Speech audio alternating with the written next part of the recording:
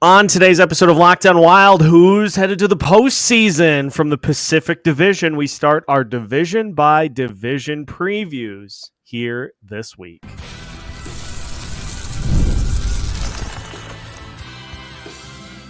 You're Locked On Wild, your daily podcast on the Minnesota Wild, part of the Locked On Podcast Network, your team every day. What's up? What's happening, everybody? Welcome into another episode of Locked On Wild, your daily Minnesota Wild podcast, part of the Locked On Podcast Network. We are your team each and every day. We thank you for making Locked On Wild your first listen each and every day. Make sure to subscribe on YouTube and your favorite podcast platforms so you don't miss out on any new episodes throughout the week. Today's episode of Locked On Wild is brought to you by Game Time. Download the Game Time app, create an account, and use code LOCKEDONNHL for $20 off your first purchase. On today's episode of Locked On Wild, we start divisional previews as we dive into the Pacific Division with Isha Jahromi of the Sota Pod.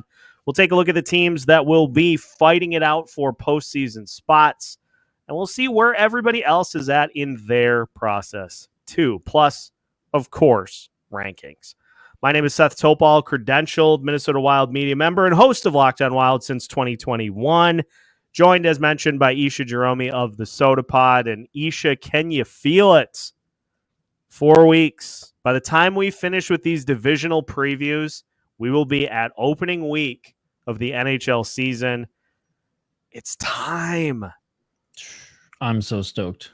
I'm not stoked on the Canucks goalie situation, but other than that, I'm stoked. Hopefully in 4 weeks they'll have two healthy goalies. But excited for hockey to start. Excited for the prospect tournament. Well, all the prospect tournaments, because obviously, it's like every pocket of the United States and Canada has one, right? Like obviously, you guys got yours out here.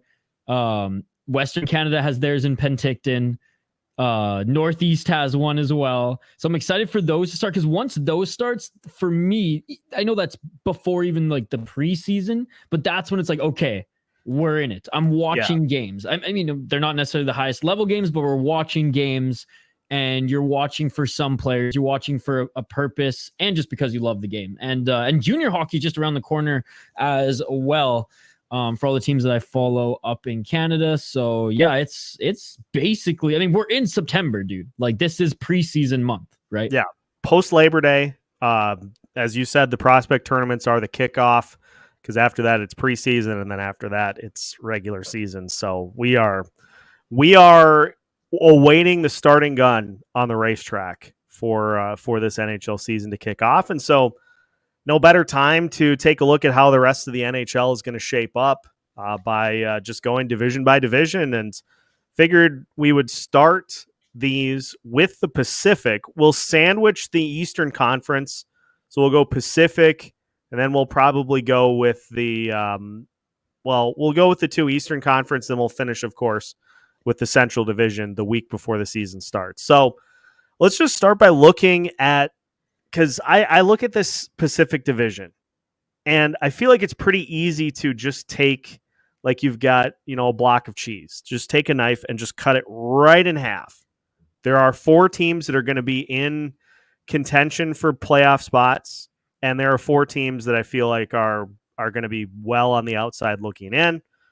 So let's talk contenders here for the Pacific Division.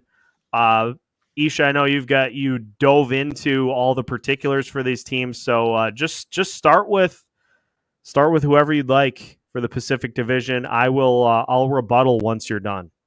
Yeah, so kind of how I went about this was I went through the entire roster of the teams of what Puckpedia has up right now.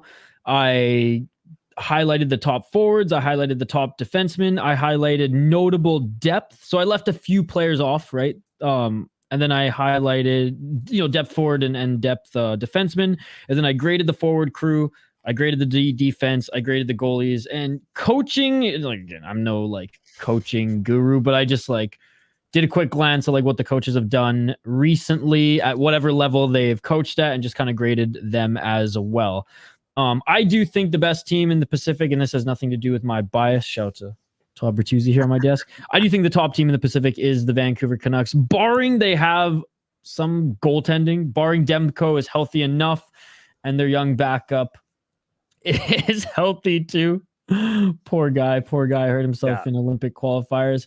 But I'm going to start with the Vancouver Canucks. They have, out of everyone other than Edmonton, in the Pacific, they have the most top forwards and they have the best depth forward group out of all the Pacific teams. So top forwards, you got JT Miller, Brock Besser, Elias Pettersson.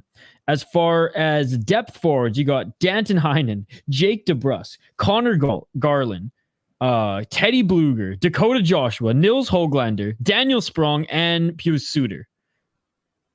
I mean, what a depth crew there.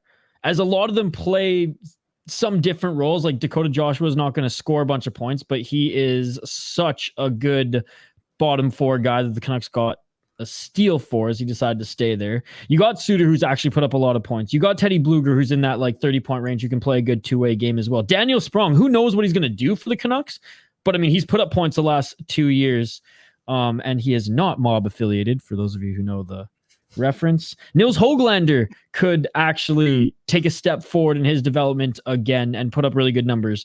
And then you got JT Miller, who's putting up 100 points like it's nothing. Elias Pettersson, who in a bad season still put up a monster year as well. So the forward group for the Canucks, I graded an A.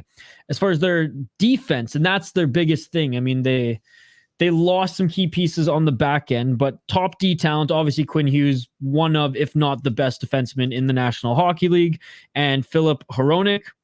And then as far as depth, they have Carson Soucy, Tyler Myers, and Vincent Desharnais. So the defense is my concern with the Vancouver Canucks. I graded it a B-. Now, if they didn't have, again, a top three, and in my opinion, the best defenseman in the National Hockey League right now, in Quinn Hughes, it would have been like a C+ as far as their defense. Goalies, if both of their goalies are healthy, it's a B+, right? And then their coaching is an A with Tocchet. So, again, bias aside, the Canucks are a force to be reckoned with, especially on the offensive side of things. And what I think will play out, Seth, is that the two-way forwards will make up for the lack of just like depth defensemen on the team. I like that because it feels like this past season, Vancouver really put they established the base, you know, and some of that was done with Rick Tocchet taking over the previous year, kind of midway through. The base has been established. It's a group that has just like you alluded to, an incredibly deep forward group, which I feel like will give them the opportunity to overcome any sort of loss of goaltending of Thatcher Demko early on or Artur Silovs. Because I looked at this for the Locked On NHL show. Demko was like 4th in the league in goals saved above expected. And dude, he was so good. Like if he was healthy in the playoffs, they would have gone past Edmonton. Yeah, that's a team that then is. They took Edmonton to 7 games with their backup, who's like 23 years old. Artur Silovs. But it feels like a Vancouver team that has the depth to be able to be head and shoulders above the rest of the Pacific. Obviously, the sooner they get Demko back, the better. But if he misses, the first couple weeks, first month or so, I feel like the offensive depth will be able to outlast that. And it's a team too that with the success they had this past season, you get those teams that put up really high win totals and really strong seasons. They know at the end of the day, what matters is how you play in April. Like, you obviously have to put yourself in position to make the playoffs, but it's how you play in April leading up to the postseason. If you go in fully healthy, then you're in a good spot. And so, the Zadorov on the back end, Zadorov like leaving on the back end, that's tough. I don't think Derek Forbert's going to be the the replacement. As Zadorov could skate, man. For a big boy, he could skate. So they did lose some size on the back end, but Tyler Myers came back at a way better price of $3 million. And say what you want about him, he's still a force to be reckoned with on the back end. Most definitely. Who did you have at number 2. So next I had the Vegas Golden Knights, and it was basically like it was either Edmonton or Vegas here. I rated Vegas a little bit higher because I didn't give any of their sections a C, where I did give some C's to the Edmonton Oilers, and I'll explain that in a moment. Vegas Golden Knights, their top talent, Jack Eichel, Mark Stone. Thomas Hertl, I wrote the question mark. Like, maybe this year he will slot into that. I still think he's incredibly talented, so I put him up in there. And William Karlsson for kind of being that Mark Stone light. A guy who can score a bunch of goals, but is very good in the bot, like one of the best bottom 6 guys, and can play top 6 and still put the puck in the net. I absolutely love William Karlsson's game. So anyways, you can argue whether those guys are proper top talent guys. Maybe you guys just argue that it's Jack Eichel, Mark Stone. That's totally fine. I added Thomas Hertl and William Karlsson into that tier as well. As far as depth guys, you got Ivan Barbashev, Pavel Dorolenyev, Brett Howden, and Alexander Holtz. Now, I'm going to butcher a bunch of names, guys. Names are not my thing. You should listen to me do my fight companions, especially in like the freaking Czech league and Polish league. And then as far as their top D talent, they got Shea Theodore, Alexander Pietrangelo, and Noah Hannafin. As far as their depth on the back end, Braden McNabb, Nicholas Haig, and Zach Whitecloud. Really like Zach Whitecloud, by the way. So I graded their forward group a B+. As compared to the Canucks, I think that they just have they have less depth. They have less top tier talent, but it's still a really good offensive group. Their defense, I think, is actually better than the Vancouver Canucks. Again, Quinn Hughes is kind of that factor where he can kind of push you up a little bit. Yeah. But I graded the Canucks defense a B-. I gave the Vegas Golden Knights a B+. Goalies, I really like both the goalies. Aiden Hill's awesome. I like their backup, as well as he's not going to have the pressure that he faced in Toronto.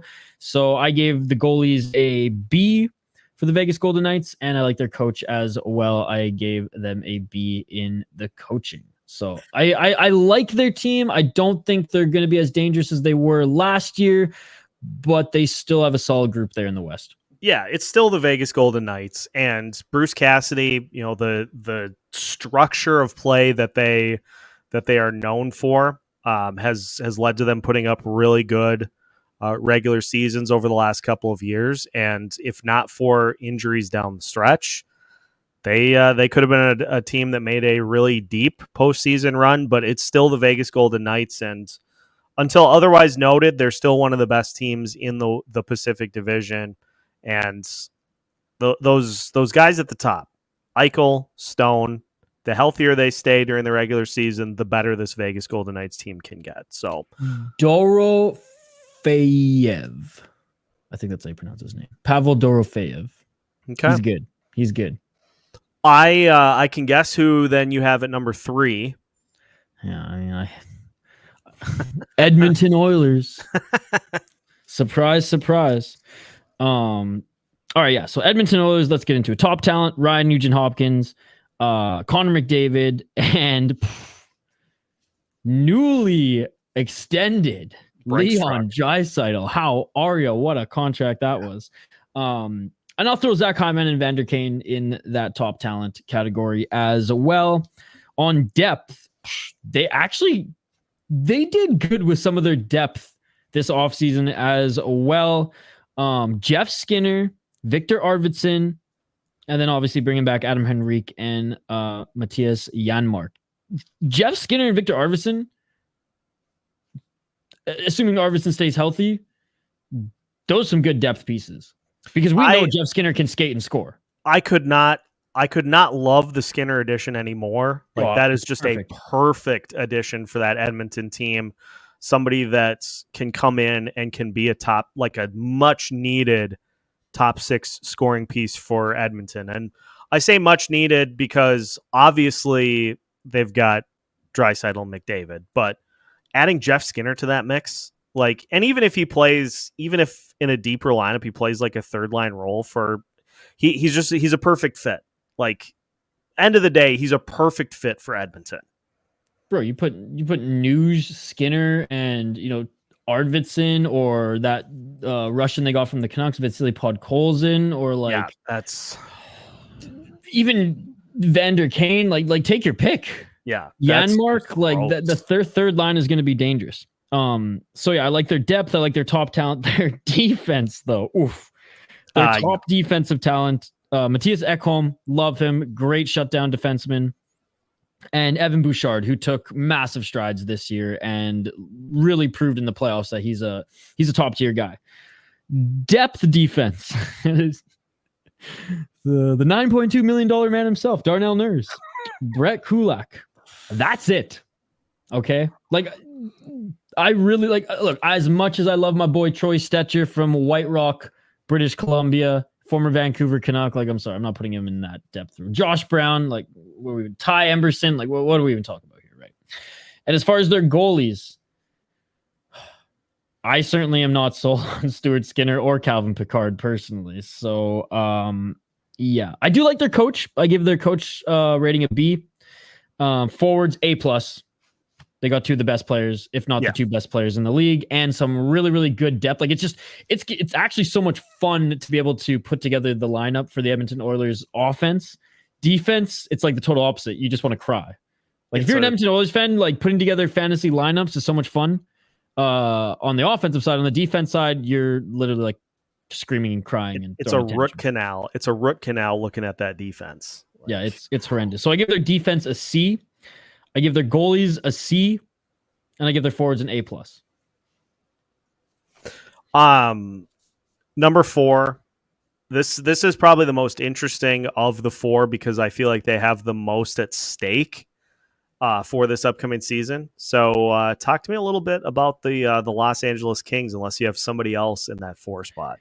I mean, I don't think it'd be out of the realm of the possibility for the Kraken to give them a run for their money. If anything, I have the first 3 teams in one tier, Kings and Kraken in the next tier, but the Kings being just that center, right? Like you said how you can kind of chop it down the middle. Well, for me, it's like the Kings are kind of in the middle, but the Kraken aren't a bad team either. They're just obviously not as good as the tops. And then it just really bottoms out after that. But yeah, LA Kings is my next one.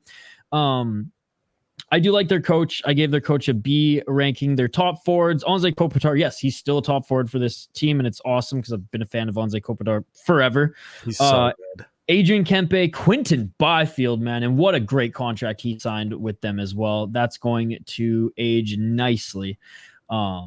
Maybe not for his pockets, but definitely for the capit of the LA Kings. Kevin Fiala and Philip Deneau. Yes, I'm putting Philip Deneau in a top forward because he is one of the best two-way forwards in the National Hockey League, and he can add offense as well. And he's super quick, too. So I'm such a big fan of Philip Deneau. Top defensemen, Drew Doughty and Vladislav Gavrikov. That's it for the top defenseman. Top depth forward, Trevor Moore, Alex Turcotte, Warren Fogle, and Tanner Gianno. Depth defense, Joel Edmondson, Mikey Anderson, and Jordan Spence. So they have some good pieces. Their depth is fine. A lot of their depth doesn't contribute much to the offense. It's very much carried from those top pieces, but the LA Kings aren't a team that scores a lot anyways. They're going to keep games close. They're going to play more of a two-way style, and that's kind of how they even found success last season. So I graded their forward group a B+. I graded their defense a C. I graded their goaltending a C+. I mean, obviously they have a former Stanley Cup goaltender now on their team upon making that trade, which was absolutely unexpected. I don't want to say crazy, but it was unexpected them acquiring Darcy Kemper. But I mean, he's good. He's just streaky. He's sometimes really good. He's sometimes not so good. But I do think he is a good goaltender. So I gave him a C+ because like he's a good goaltender. I'm totally fine with having my top goaltender, if I was a fan of LA Kings, being Darcy Kemper. David Rittich is their backup. Don't mind that either. Actually, I like David Rittich as a backup as well. Am I just extremely confident with that? No, which is why I gave him a C+. You could maybe even argue it's a B-, but yeah, so defense C-, goalie C+, coach B, defense C, forwards B+. Yeah, this is going to be interesting because there has been so much rumblings about Rob Blake being on the hot seat because, you bring in guys like Pierre-Luc Dubois, you bring in Kevin Fiala to add to your mix. And it just hasn't translated to postseason success yet. And so I don't know. Fiala's been awesome. I'm not going to dog him. Yeah, Fiala's put up numbers. Awesome. Like, I don't care how good Brock Faber or Liam Ogren turn out to be. Like, that was a good trade. That was just a good trade for both parties. It's just it's come down to the goaltending the last few years. Like Cam Talbot was a Vezina candidate the first part of the season for the Kings and just completely tailed off. Like, if Darcy Kemper gives them above average goaltending, they I think he will. They can make some noise. But yeah. I like that you put it that, the top three are in their own tier, and then you've got the Kings and Seattle in the next. That's the appropriate way to put this. And we'll talk about Seattle as well as the rest of the Pacific Division as we continue to take a look in our Pacific Division preview. More on the way with Isha Jahromi of the Sota Pod on the way here on Locked On Wild. Today's episode of Locked On Wild is brought to you by eBay Motors. Passion, drive, and patience. The formula for winning championships is also what keeps your ride or die alive. eBay Motors has everything you need to maintain your vehicle and level it up to peak performance. Superchargers, roof racks, exhaust kits, LED headlights, and more. Whether you're into speed, power, or style, eBay Motors has got you covered. With over 122 million parts for your number one ride or die, you will always find exactly what you're looking for.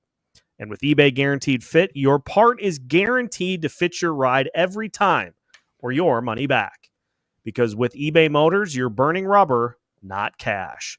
With all the parts you need at the prices you want, it is easy to make your car the MVP and bring home huge wins. Keep your ride or die alive at ebaymotors.com. Eligible items only. Exclusions apply. eBay Guaranteed Fit only available to U.S. customers. Welcome back to today's episode of Locked On Wild. Once again, we thank you for making Locked On Wild your first listen each and every day. We are your team each and every day. Make sure to send some love to the folks at the Sota Pod, Isha, State of Hoppy, Spoked Z, Brett Marshall, you name it. Sota Pod's got it. So make sure to check out all of their wonderful offerings all week. Hit that sub button. Give them a like on YouTube.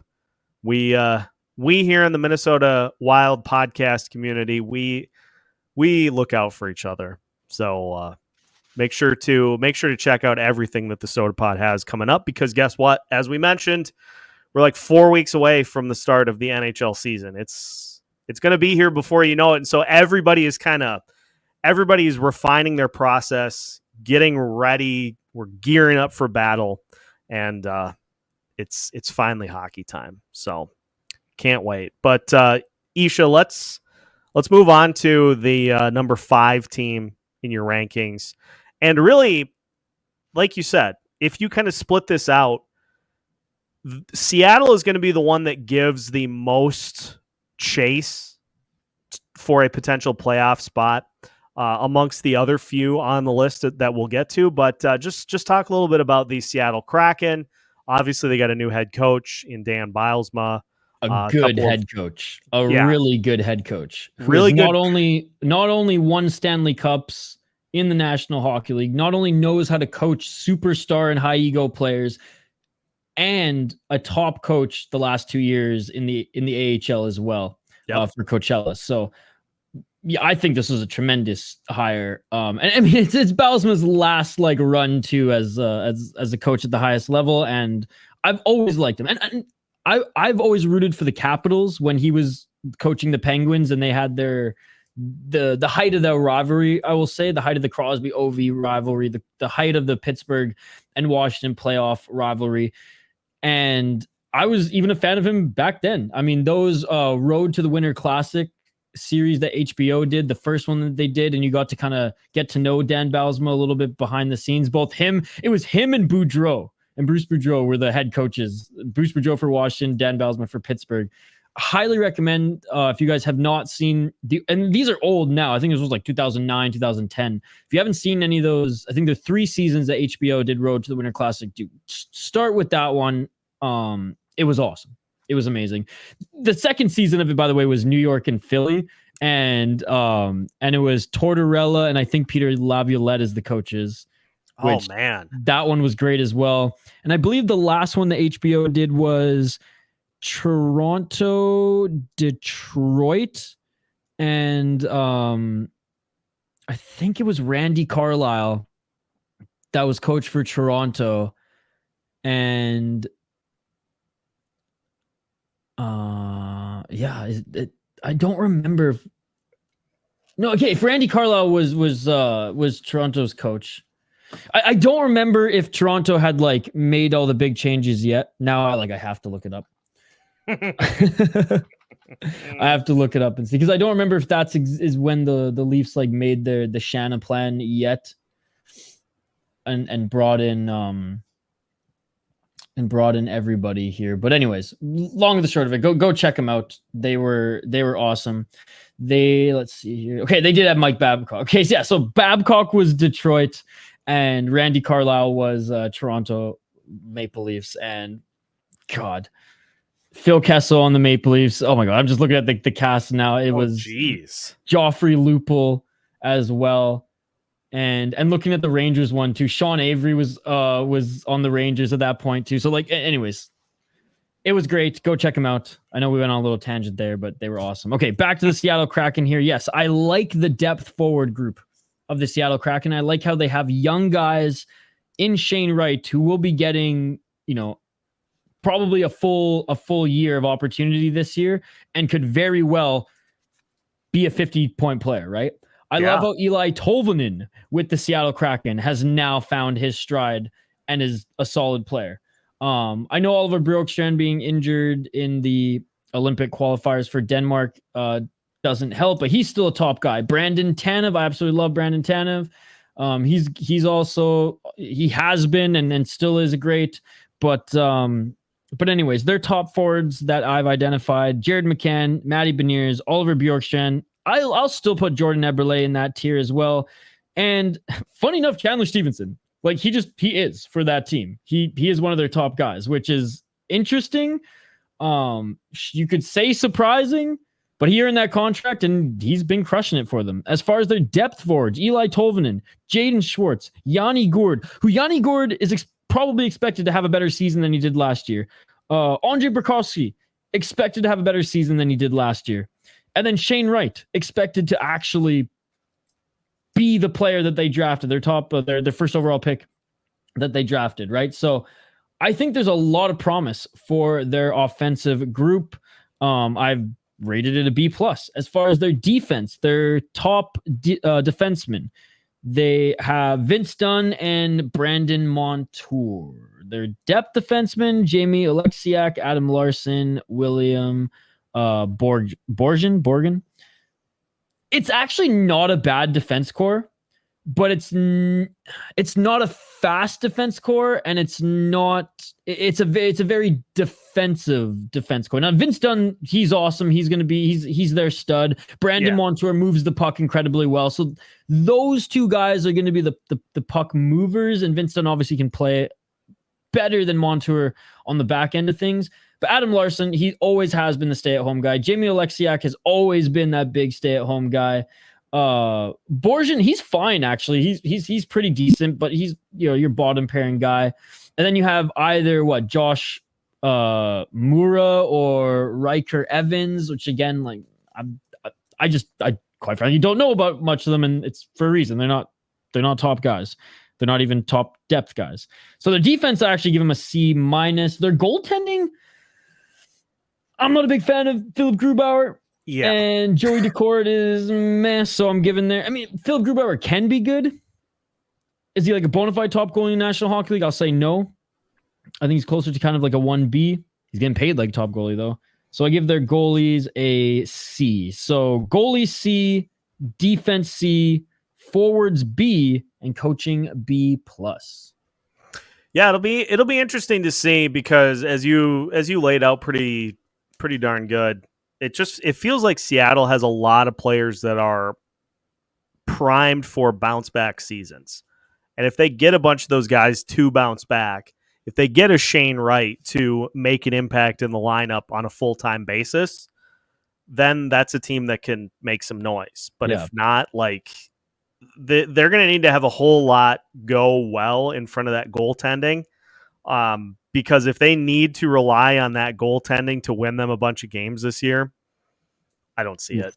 I'm actually going to give their defense a C+, because like just because Larson, Alexiak, and Oleksiak don't put up a lot of points, it doesn't mean that they're not staples on that back end. And then complemented with Vince Dunn and Brandon Montour. Actually, they're looking at it now, just their lineup and everything.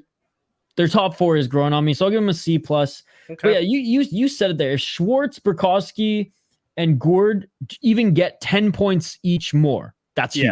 That makes all the difference. And if anybody's going to be able to get that out of them, it's Dan Bylsma. So that's a good spot for them at 5. Who's in the 6th spot? Yeah, honestly, this is basically take your pick at this point. Well, you know what? I'm going to disagree. I think the Anaheim Ducks. I think Calgary's horrendous, dude. Yeah, Calgary. I think they're absolutely like, it's disgusting how bad they are, and how much of a fall from grace they've had in the last couple of years. And obviously they've let some guys go, and they're kind of accepting a rebuild now with Huberdeau that they signed. Oh. But anyways, I'm gonna say the Anaheim Ducks. Now it's a little bit of a gamble even to put them here, but these young guys got to pop eventually, right? Yeah, 100%. So this one was hard for me to identify top guys and depth guys, because some of these depth guys could be top guys. Some of these top guys could be depth guys by the end of the season.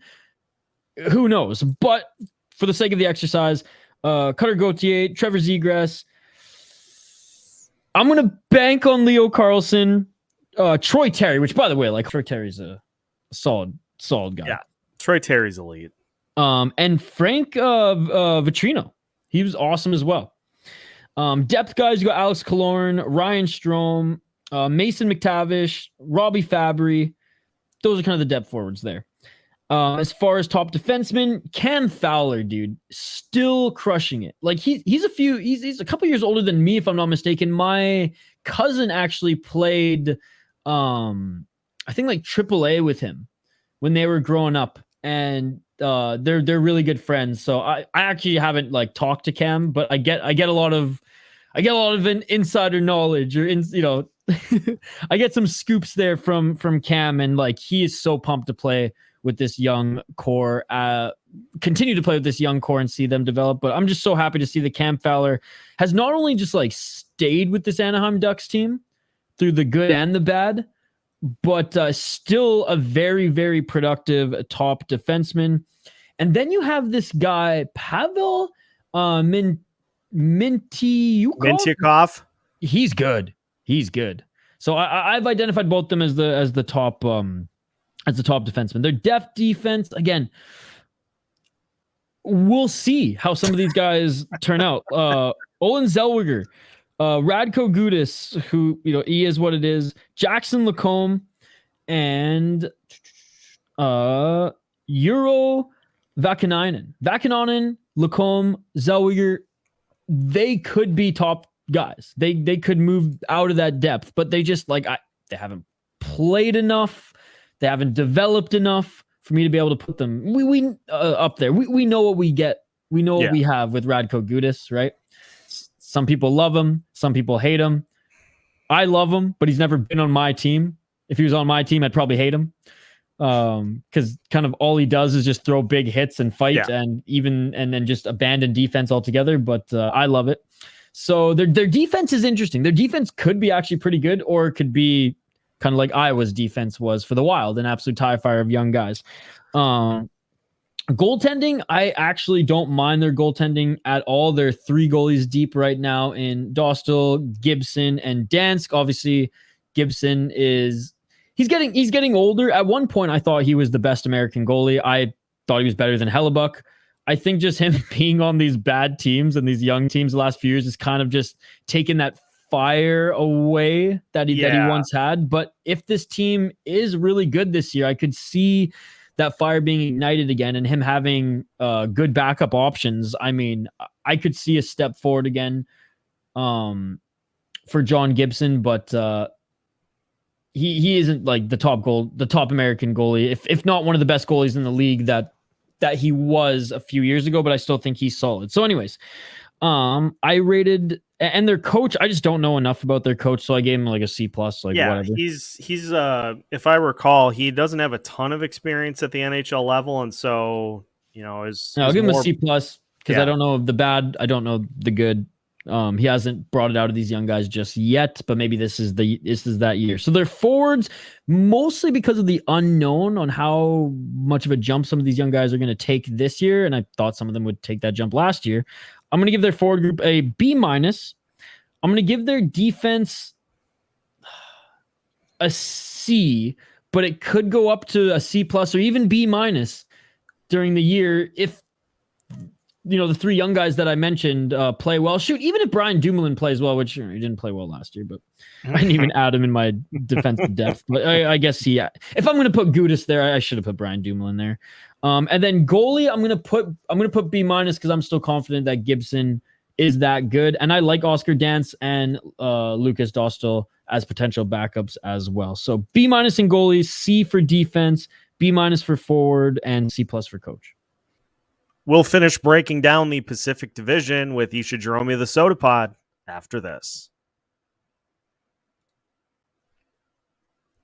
Today's episode of Locked On Wild is brought to you by Game Time. Whether it be college football, the NFL, Major League Baseball, and the playoff push, there's no better time to go out and see your favorite teams in person, especially with the opportunity to do a little tailgating at your favorite college football stadium. Game Time can help make the ticket buying experience as stress-free as possible. And Game Time has a new feature called Game Time Picks that makes getting tickets for your favorite live events even easier. Game Time Picks filters out the fluff to show you only incredible deals on great seats, so you don't have to waste time searching through thousands of tickets. Take the guesswork out of buying tickets with Game Time. Download the Game Time app, create an account, and use code LOCKEDONNHL for $20 off your first purchase. Terms apply. Again, create an account and redeem code LOCKEDONNHL for $20 off. Download Game Time today. What time is it? It's game time. Final segment of today's episode of Locked On Wild. Once again, we thank you for making Locked On Wild your first listen each and every day. If you missed our earlier episode from today with Joe Smith of The Athletic, encourage you to go take a look. Joe's got some thoughts on the potential of a 3-goalie rotation for the Minnesota Wild. So make sure to check that out. A double episode Friday for you here to finish off the week. Let's get back to the Pacific Division preview with Isha Jahromi of the Sota Pod. Who's at 7? That's the Calgary Flames. Yeah. That's the Calgary Flames. I just San Jose, arguably the worst team in the league, right? They are the worst team in the league, so I can't put Calgary under them, even if it's for the meme.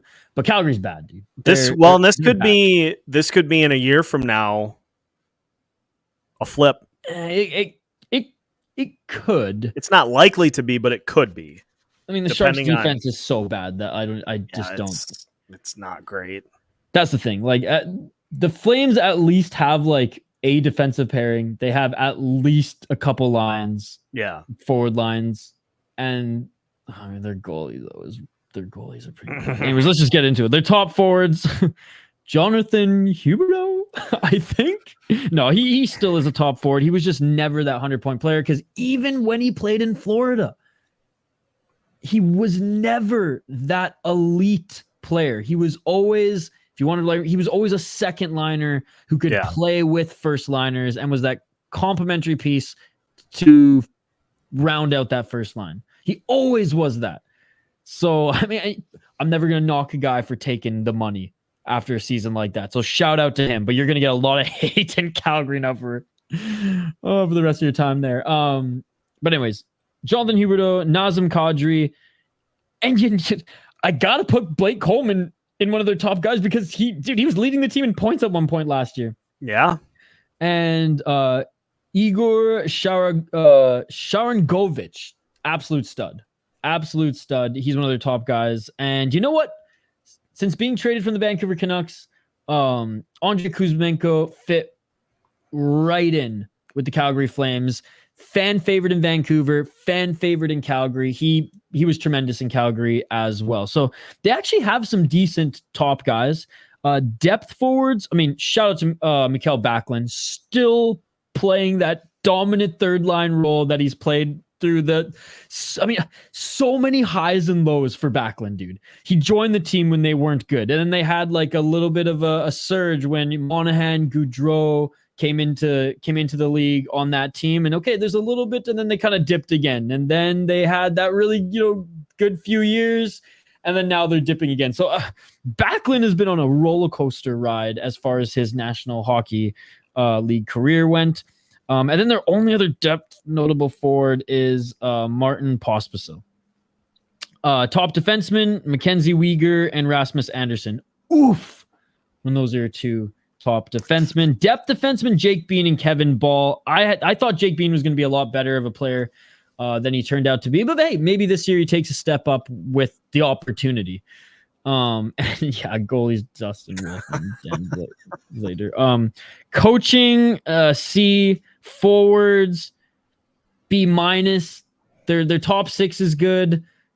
Their bottom six ain't. Defense, C-. Goalies, C-. They're bad. Yeah, they're bad. They've got some immovable pieces on that roster. Like you're never moving that Huberdeau contract. You're not moving Kadri either. No, you're not going to move Kadri. So it's I totally forgot to put in their depth. Anthony Mantha, he counts as one of their depth guys too. I just forgot to note that one, but no, Anthony Mantha's solid. All right, let's get to number 8. The final team in the Pacific. San Jose Sharks. If he plays, Logan Couture will be a top forward. Macklin Celebrini, again, I haven't seen him at the pro level yet, but I'm just going to assume that he lights it up. Tyler Toffoli, dude, he's good wherever he goes. He's gonna give you 25 to 30 goals wherever he goes. So I'm putting him in that top forwards. William Eklund had an awesome season last year. I'm putting him in top forwards. And Mikael Granlund, point per game. How are you? Mikael Granlund, top forward as well. Top defenseman, Mario Ferraro. That's it. Yeah. I didn't even add depth forwards here because there ain't much.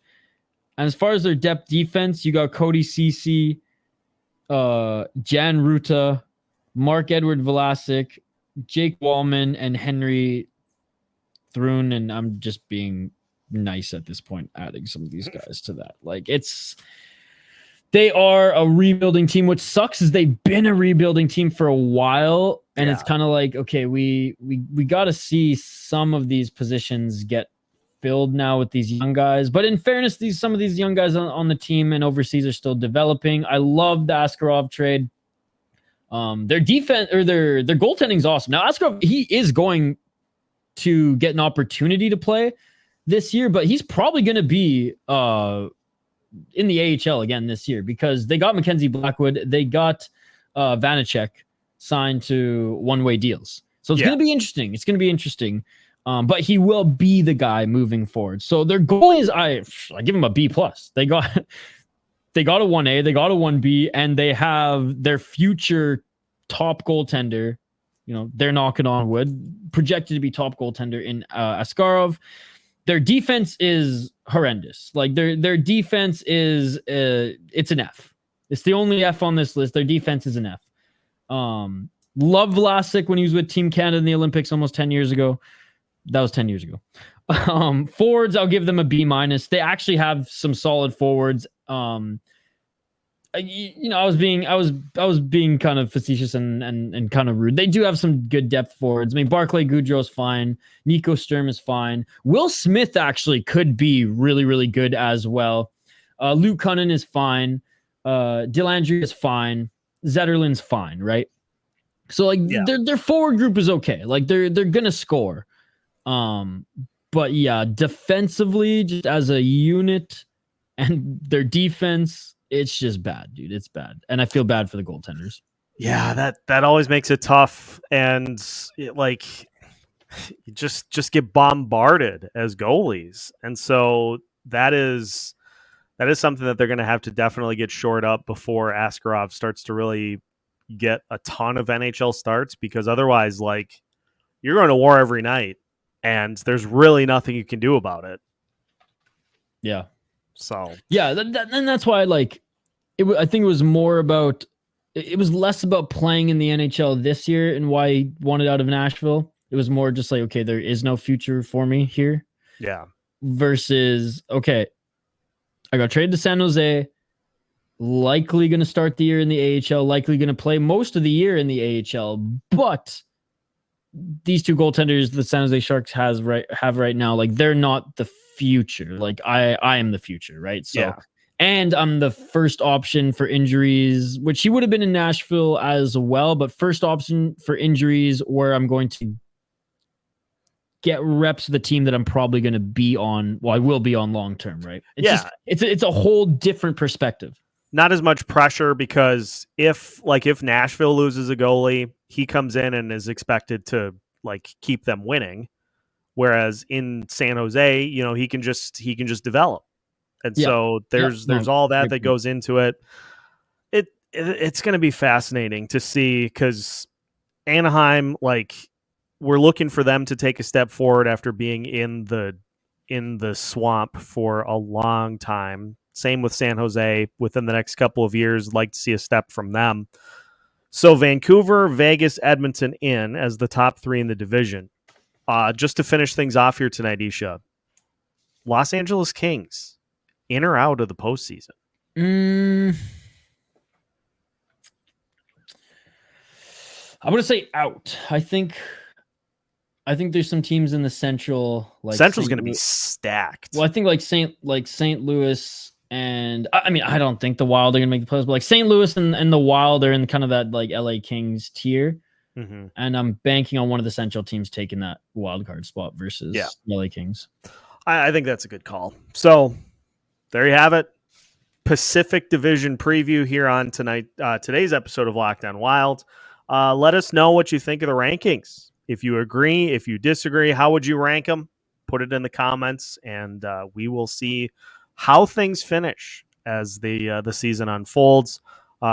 Make sure to follow Locked On Wild so you don't miss out on any new episodes throughout the week. We've got new episodes for you every Monday through Friday as part of the Locked On Podcast Network.